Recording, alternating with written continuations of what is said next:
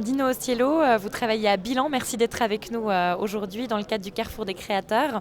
Donc vous venez de mener la conférence, la quatrième conférence, la troisième, excusez-moi, la troisième conférence qui a lieu aujourd'hui. Quel est un peu votre ressentiment des différents intervenants à partir des interventions des différents intervenants?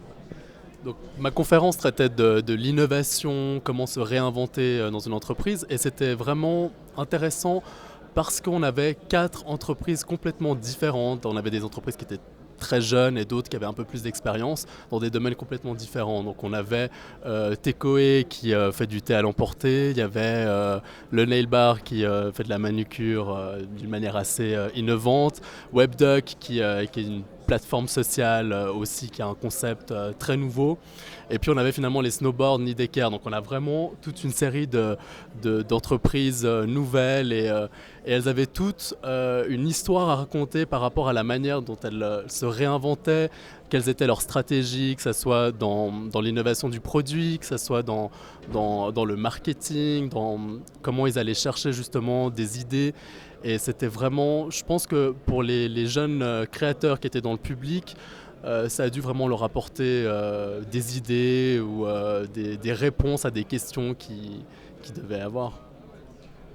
Vous, en tant que jeune journaliste, quel apprentissage vous en tirez de ces jeunes entrepreneurs aussi pour vos futurs papiers puisque vous travaillez dans dans un journal économique?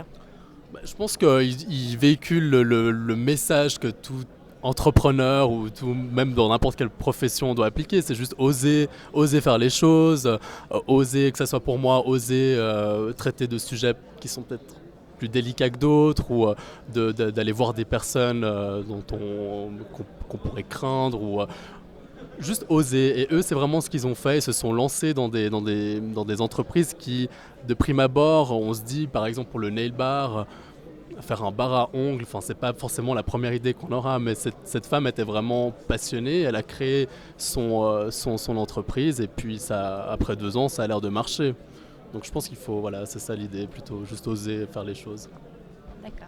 Bah, merci beaucoup. De rien. Merci.